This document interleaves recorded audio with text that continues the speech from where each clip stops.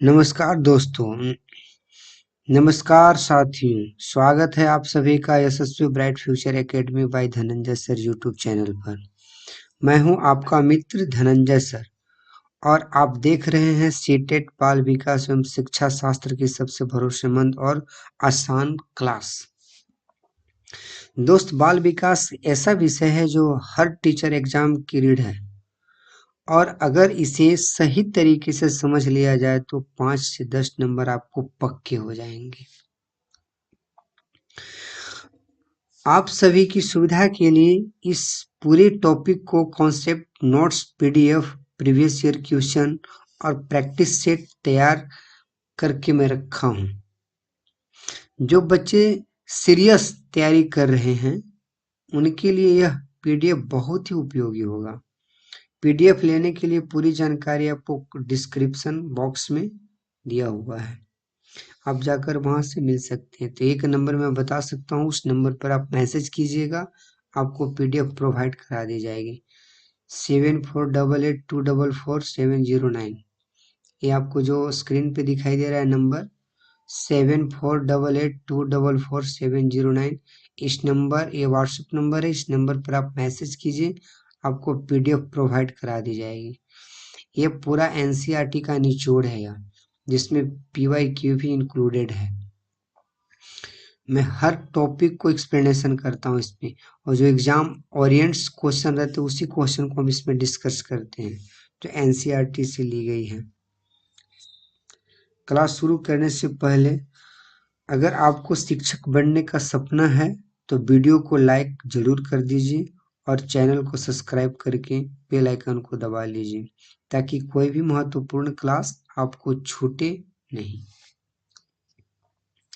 आज की इस क्लास में हम बात करने वाले हैं बाल विकास एवं शिक्षा शास्त्र के एक बहुत ही महत्वपूर्ण कॉन्सेप्ट पर, जो CTET, UP TET, super TET, TET में हर परीक्षा में बार बार क्वेश्चन पूछे जाते हैं।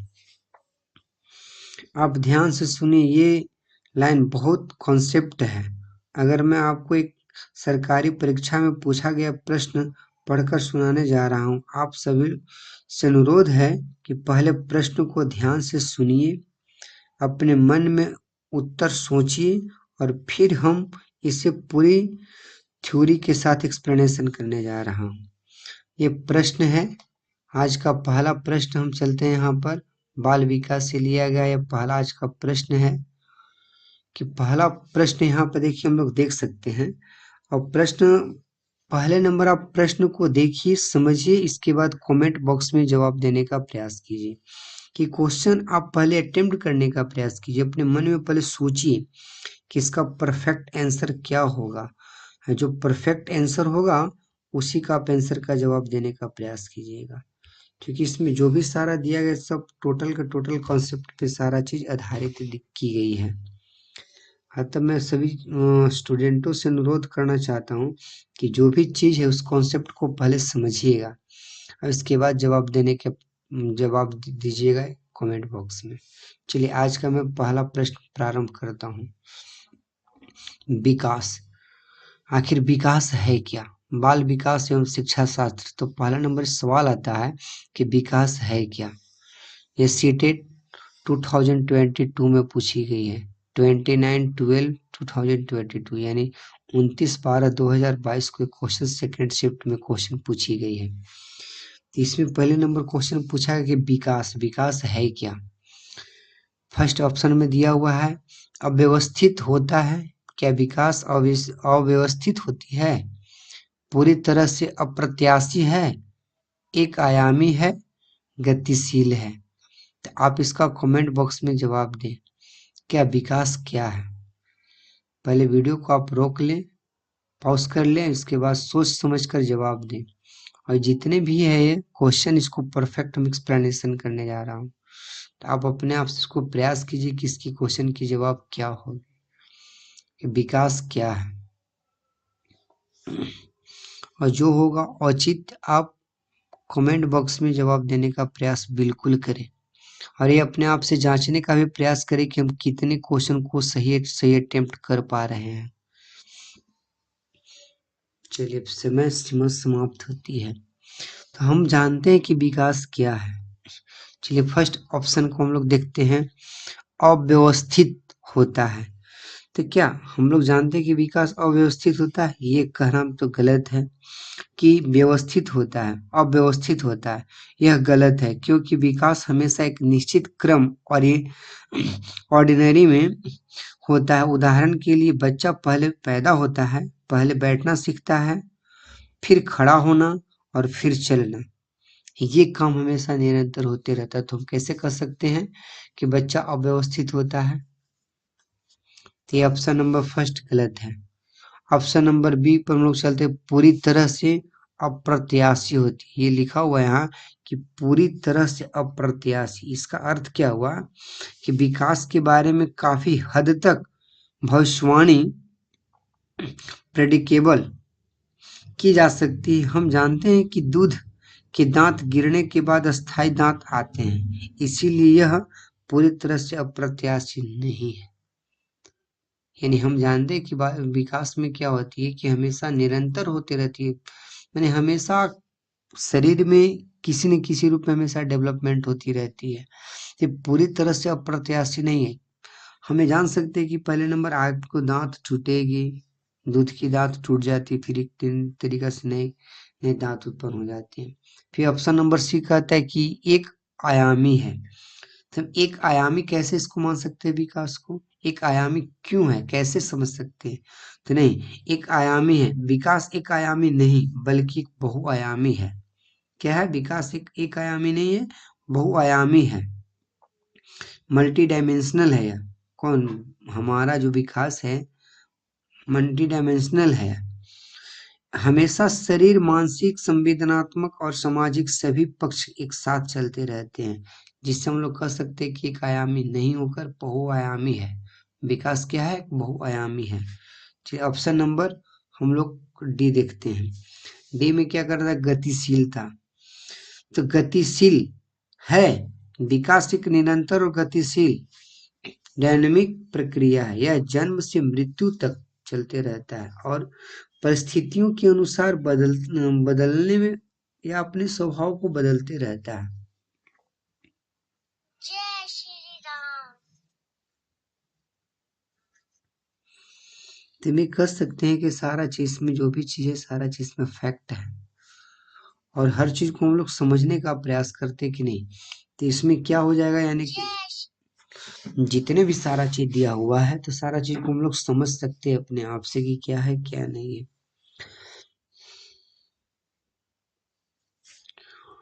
तो विकास क्या है? तो हम लोग समझ सकते हैं कि विकास एक गतिशील है।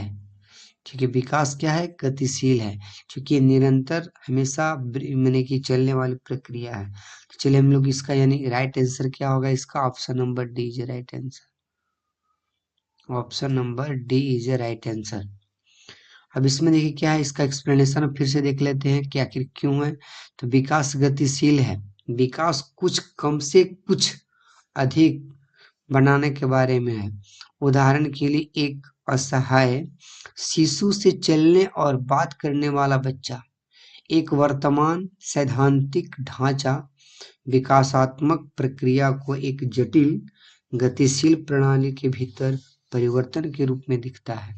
विकास को वास्तविक समय में होने वाली कई विकेंद्रीकृत और स्थानीय अंतःक्रियाओं को उभरते उत्पाद के रूप में देखा जा सकता है। अतः मिश्र स्थिति में कह सकते हैं कि विकास क्या है? तो विकास एक गतिशील अभिक्रिया है।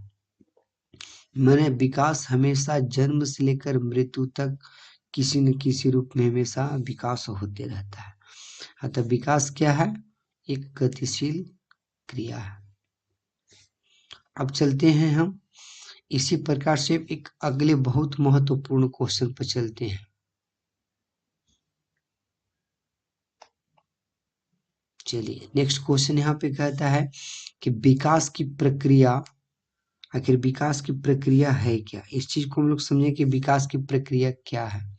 ये भी देखिए क्वेश्चन नंबर सेकेंड, ए सीटेड 4/2/2023 में सेकेंड शिफ्ट में क्वेश्चन पूछी गई। मैं जितना भी कंटेंट लेके आया हूँ सारा चीज मोस्ट इम्पोर्टेंट है जो PYQ के रूप में पूछी गई है, उसी का एनालिसिस मैं करने आया हूँ इसमें कि जो जो इम्पोर्टेंट फैक्ट है उस फैक्ट को समझने का प्रयास कीजिएगा। हर इसका चारों ऑप्शन को हम एक्सप्लेनेशन कर रहे हैं, उस ऑप्शन से भी आप देखिएगा कि बहुत सारे क्वेश्चन निकल कर आते हैं, उस चीज को हम लोग समझने का प्रयास करेंगे। तो क्या इसमें कि विकास की प्रक्रिया, आखिर विकास की प्रक्रिया क्या है, इस चीज को हम लोग समझने का प्रयास करेंगे। क्या यह बहुआयामी है?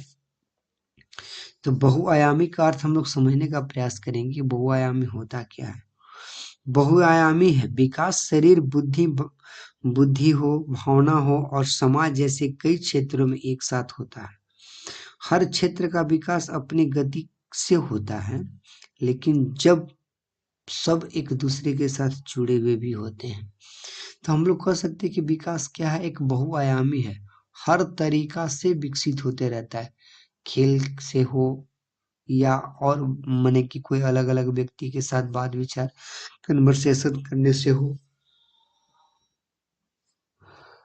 हम लोग अलग अलग जगहों पर देख सकते हैं कि विकास की प्रक्रिया क्या है। तो विकास की प्रक्रिया अलग अलग जगहों पर अलग अलग रूपों में देखने को मिलता है, इसीलिए विकास को बहुआयामी कहा जाता है। विकास एक आयामी नहीं है, ये बहुआयामी है। मैंने शरीर से भी विकास मैंने वृद्धि हो, विकास जो है कि हमारे शरीर का भी होती है, बुद्धि का भी विकास होती है और भावना को भी विकास होती है। समाज में रहने से सामाजिक भावना को समझा जा सकता है, उससे भी हमारा शरीर में विकास होती है। तो हम लोग कह सकते हैं कि विकास की प्रक्रिया क्या है, तो बहुआयामी है, एक आयामी नहीं है।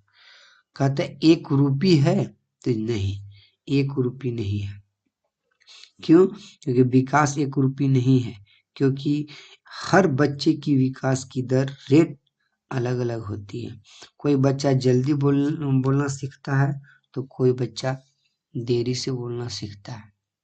तो इसलिए हम लोग कैसे कर सकते हैं, एक रूपी नहीं है, ये ऑप्शन गलत है। ऑप्शन नंबर सी देखते हैं, रैखिक है।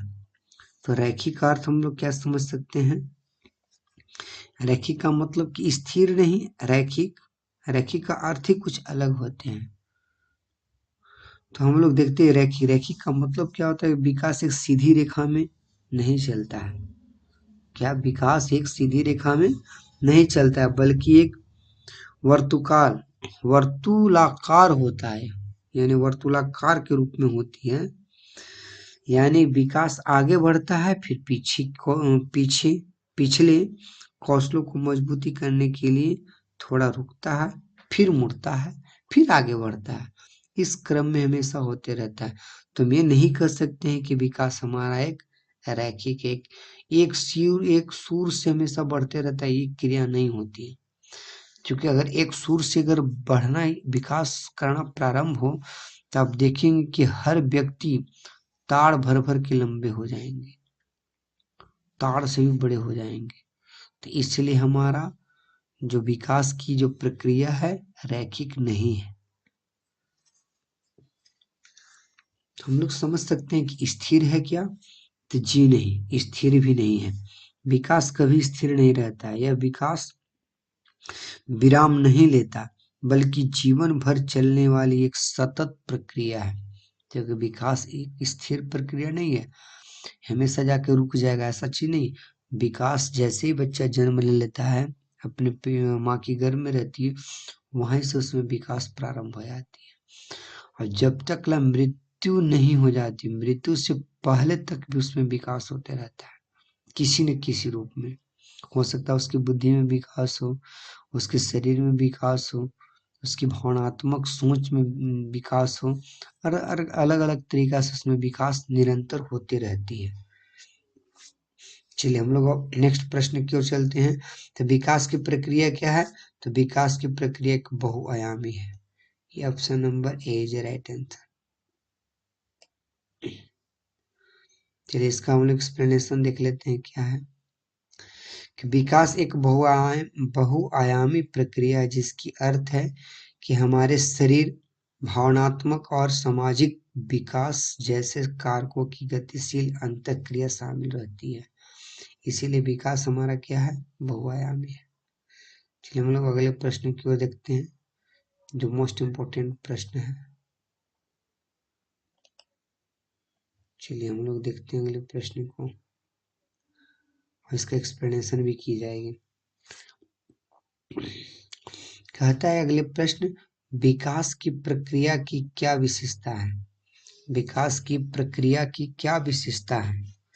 यह प्रक्रिया बचपन तक सीमित है, यह जीवन भर चलने वाली प्रक्रिया है, इसकी शुरुआत जन्म के समय होती है, इसकी शुरुआत गर्भाधारण से समय होती है। सही विकल्प चुने।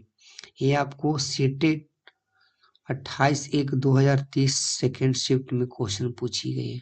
ये मोस्ट इम्पोर्टेंट क्वेश्चन, इसी तरह से हमेशा क्वेश्चन आते रहते हैं। इस क्वेश्चन को हम लोग समझने का प्रयास करेंगे, आखिर क्वेश्चन कह क्या रहा है। विकास की प्रक्रिया की क्या विशेषता है?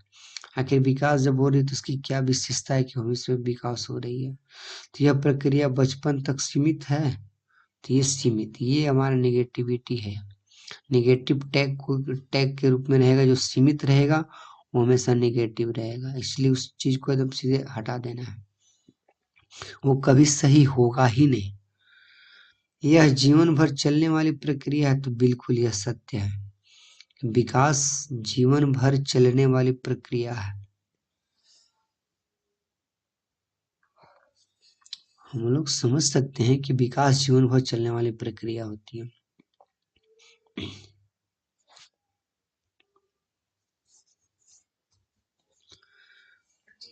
इसकी शुरुआत जन्म के समय होती है।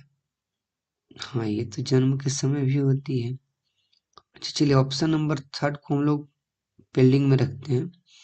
इसकी शुरुआत गर्भाधान के समय होती है। हाँ, जी जी बिल्कुल। मैंने ऐसे ऑप्शन नंबर सी भी सही है, लेकिन सी से ज्यादा बेटर हमारा ऑप्शन नंबर 4 है। तो अगर आपका ऑप्शन नंबर 2, 3, 4 है तो सही होगा। 2, 3, 4 नहीं, दो ऑप्शन को सिलेक्ट करना है। तो दो ऑप्शन में सबसे मोस्ट इम्पोर्टेंट होगा यह जीवन भर चलने वाली प्रक्रिया, ऑप्शन नंबर 2, और इसकी शुरुआत गर्भधारण के समय होती है। बिल्कुल, तो ये आपका देखिए हो जाएगा ऑप्शन नंबर ये वाला, बिल्कुल सही है। और फिर ये आपको क्वेश्चन नंबर 4, ये दोनों कहाँ मिल पा रहे हैं, कौन सी ऑप्शन में?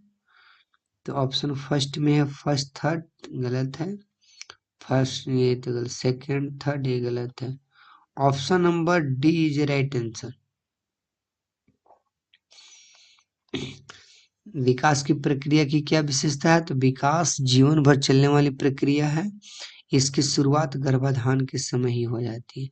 जैसे बच्चा गर्भ में रहता है उसी समय से उसमें वृद्धि विकास होना प्रारंभ हो जाती है। चलिए अब हम इसका एक्सप्लेनेशन करके देखते हैं।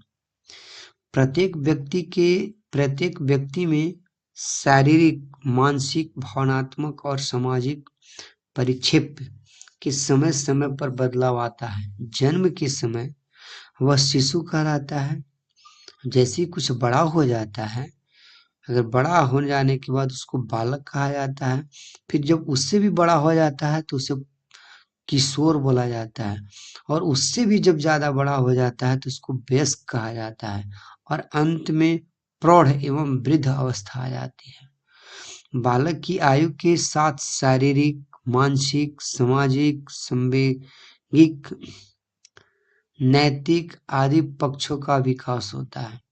व्यक्ति के संपूर्ण व्यक्तित्व में परिवर्तन को अभिवृद्धि एवं विकास के नाम से जाना जाता है। यानी बचपन में, यानी उसके शरीर में जो वृद्धि होती रहती है, विकास होती रहती है, तो उस चीज को किस नाम से हम लोग जानेंगे? विकास के नाम से जाना जाता है।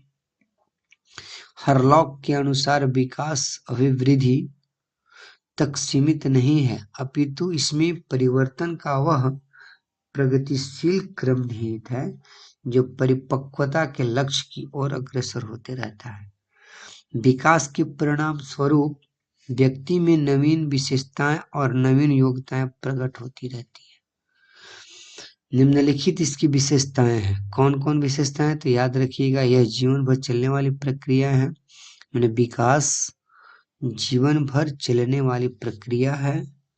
इसकी शुरुआत गर्भाधारण के समय से ही हो जाती है। वृद्धि की तुलना में विकास अधिक व्यापक है और इसमें शारीरिक विकास के साथ साथ मानसिक विकास भी होता है। ये चीज को समझिएगा। ये बहुत इंपॉर्टेंट क्वेश्चन को हम सिलेक्ट करके लाते हैं।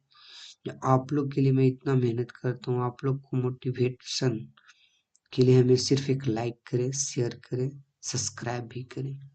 उससे हमें एक एनर्जी मिलती है जो मेहनत कर कर मैं और आप लोग को पास कंटेंट अच्छे अच्छे में लाने का प्रयास करता हूँ।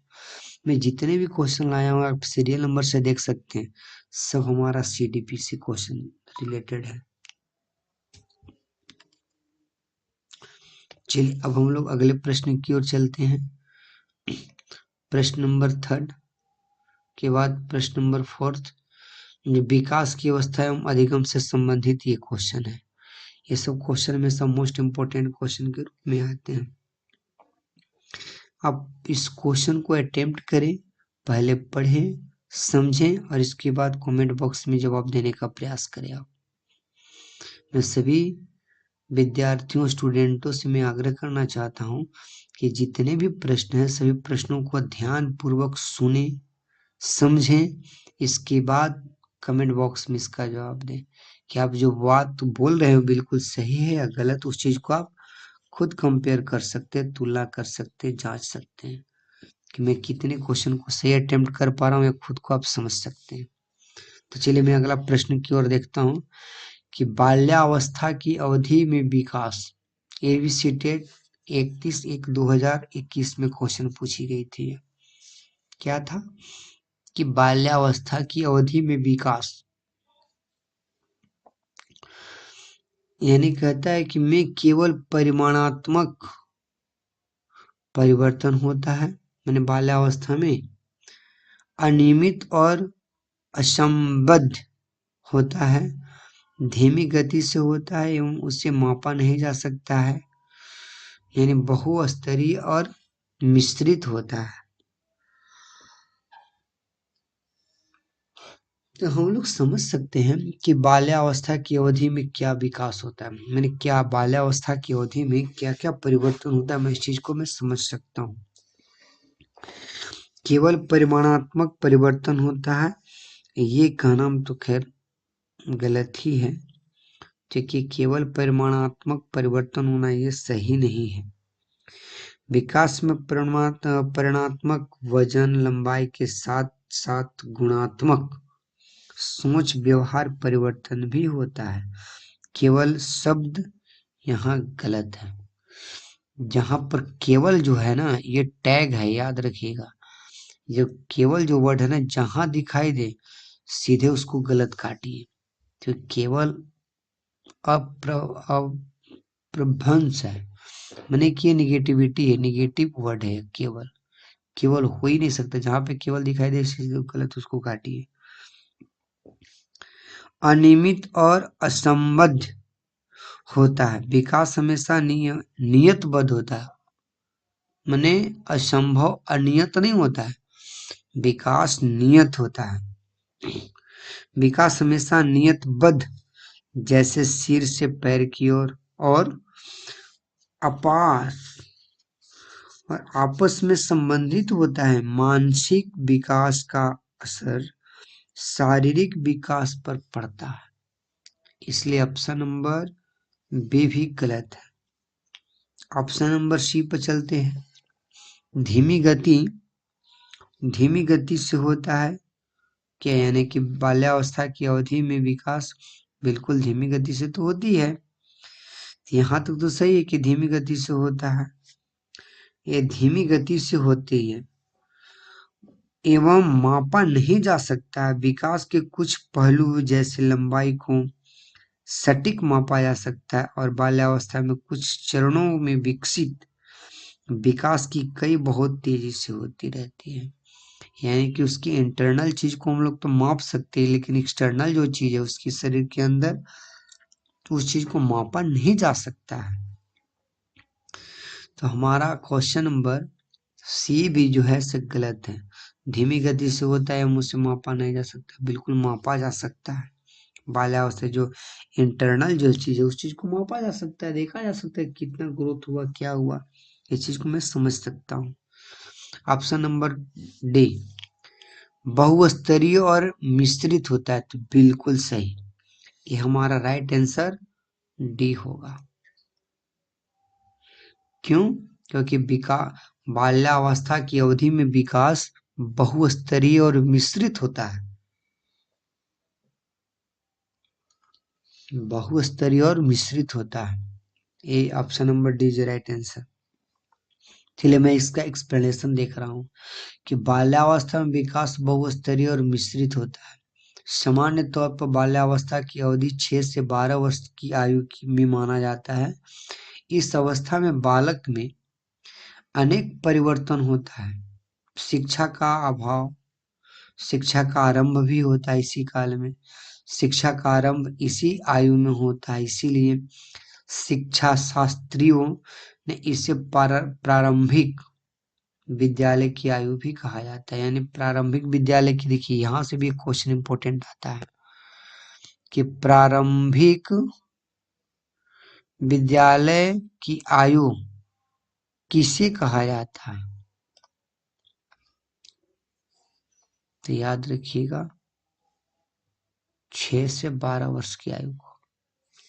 इस अवस्था में समूह में आयु एज में चुस्ती की आयु स्मार्ट एज भी कहा जाता है। इस प्रकार से देखा जाए तो बाल्यावस्था की अवधि में विकास विभिन्न चरणों यथा शारीरिक, मानसिक, सामाजिक आदि होता है और ये आपस में अंतर संबंधित भी होता है। इसीलिए बाल्यावस्था में विकास को बहुस्तरीय और मिश्रित माना जाता है। चलिए आज का ये अंतिम प्रश्न, प्रश्न नंबर 5, देखिए हम नेक्स्ट वीडियो में और एक्सप्लेनेशन के साथ में लेकर आऊंगा, क्योंकि मैं हर प्रश्न के चारों ऑप्शन को मैं एक्सप्लेनेशन कर रहा हूँ, क्योंकि आप लोग गौर से समझे, सोचे। मैं आपको दावा कर सकता हूँ कि सीटेट एक बार में क्वालिफाई हो सकता है, बशर्ते आप समय दें, मन लगा के पढ़ें। मैं जितने भी क्वेश्चन की बता रहा हूँ पूरा हर टॉपिक को मैं एक्सप्लेनेशन कर रहा हूँ, उससे भी बहुत सारे क्वेश्चन निकल रहे हैं जिससे बताना होगा। चलिए आज का हम लोग अंतिम प्रश्न है, प्रश्न नंबर 5। प्रश्न नंबर 5 देखिए क्या कह रहा है। प्रश्न नंबर 5 कह रहा है कि निम्नलिखित में से मध्य बाल्यावस्था की अवधि का मुख्य प्रमाण चिन्ह कौन सा है। हम कैसे समझ पाएंगे कि यह मध्य बाल्यावस्था है, इसका कुछ तो टेंडेंसी होगा, कुछ तो प्रमाण होगा। ये आपको क्वेश्चन 31/1/2021 में क्वेश्चन पूछी गई है। तो इसमें ऑप्शन क्या दिया हो कि पेशीय कौशल और समग्र शारीरिक वृद्धि, शारीरिक वृद्धि का तेजी से विकास होना, वैज्ञानिक तर्क और अमूर्त रूप से सोचने की क्षमता का विकास, प्रतीकात्मक खेल का अभाव, उभरना, तर्क संगत विचारों का विकास जो कि प्राकृतिक रूप से मूर्त है। तो हम लोग चारों ऑप्शन के बारे में एक्सप्लेनेशन करने जा रहे हैं। आप इसका जो भी सही होगा कमेंट बॉक्स में जवाब देने का प्रयास करें, वीडियो को पॉज करें और कमेंट बॉक्स में लिखने का प्रयास करें। ये वीडियो आपके लिए अगर फायदेमंद है, अच्छे हैं, तो इस चैनल को सब्सक्राइब करें, शेयर करें अपने दोस्तों के साथ। मैं हर इम्पोर्टेंट टॉपिक को ढूंढ कर लाता हूँ जो एनसीईआरटी से रिलेटेड है। चलिए मैं आगे देखता हूँ इसको। कहता है कि शारीरिक वृद्धि का तेजी से विकास, शारीरिक वृद्धि सबसे तेजी शैशवावस्था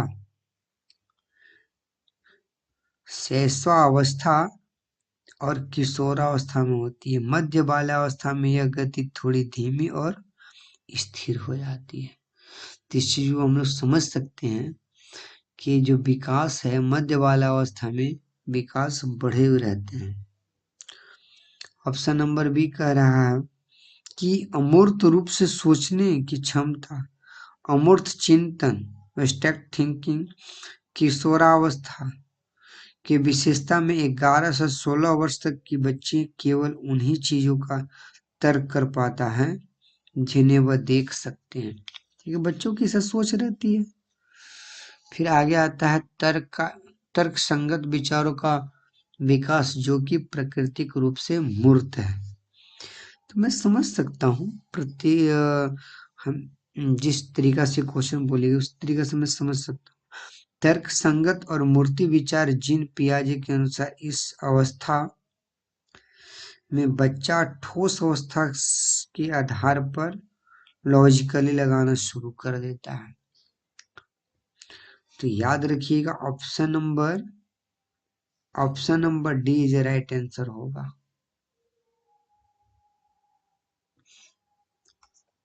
option number D is right answer. चलिए मैं इसका एक्सप्लेनेशन देख लेता हूँ। ये आज का अंतिम क्वेश्चन था। कहता है कि तर्क संगत विचारों का विकास जो कि प्राकृतिक रूप से मूर्त है, मध्य बाल्यावस्था की अवधि का मुख्य प्रमाण चिन्ह है। पियाजे के अनुसार मध्य बाल्यावस्था की अवधि 7 से 11 वर्ष या 12 वर्ष तक की होती है, जिसको इन्होंने मूर्त संज्ञानात्मक अवस्था का नाम दिया। और इस अवस्था में बालक में मूर्त रूप से सोचने, तर्क करने, संरक्षण, फिलोमिया जैसे गुणों का विकास होता है। शरीर वह वस्तुओं को अनेक गुणों के आधार पर एक वर्गीकृत किया जाता है, उसका क्षेत्रीकरण कर सकता है और उसमें संबंधित स्थापित भी कर सकता है। ये चारों में जितने भी एक्सप्लेनेशन था मैं इस एक्सप्लेनेशन को मैं आपको समझाया। तो आज का यहीं तक, क्योंकि आज की क्लास हम लोग यहीं तक रखते हैं। अगले दिन हम लोग प्रयास करेंगे कि न्यू चैप्टर को न्यू तरीका से पढ़ाने का प्रयास मैं करूँ, क्योंकि ये सीटेट का हर क्वेश्चन अलग अलग कॉन्सेप्ट पे होती है, इसलिए क्वेश्चन को गौर से पढ़ें, समझे, इसके बाद जवाब देने का प्रयास करें। अब जितने भी हमारे भाई बंधु हैं सब कमेंट बॉक्स में जवाब देने का प्रयास करें, जितने जो क्वेश्चन सही है गलत है। अगर आपको अभी तक नहीं भी आ रहा है तो घबराने की जरूरत नहीं है, क्योंकि इस क्लास के अंत तक यह प्रश्न और उनसे जुड़े सभी सवालों आपकी पूरी तरह से परफेक्ट तरीके से मिल सकती है। दोस्त याद रखिएगा, क्लास को पूरा देखना ही सफलता की पहली सीढ़ी है, इसलिए पहले शुरू से अंत तक जरूर देखें।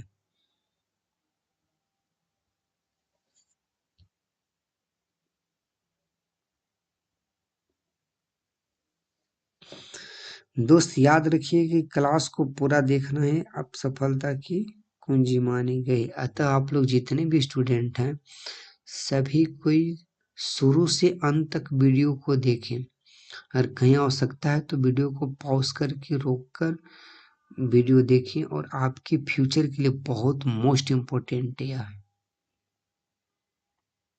तो आज का मैं सेशन यहीं तक रखता हूँ। तो जितने भी सीटेट की तैयारी करने वाले स्टूडेंट्स हैं सबको इस चैनल को सब्सक्राइब करें, और जो भी आपके पास प्रॉब्लम हो तो हमारे डिस्क्रिप्शन में कमेंट बॉक्स का लिंक दिया हो, उस लिंक पर आप लोग शेयर कर सकते हैं। मैं अपने आप से पूरा प्रयास करूंगा कि आपको कोई भी चीज़ का दिक्कत ना हो, हर क्वेश्चन आराम से बन जाए, सही पूर्वक बन जाए। तो ठीक है, आज का मैं सेशन यहीं तक रखता हूँ। नेक्स्ट वीडियो में नेक्स्ट इम्पोर्टेंट टॉपिक के साथ मैं पुनः हाजिर होऊंगा अगले दिन अगले एपिसोड में। तब तक के लिए जय हिंद।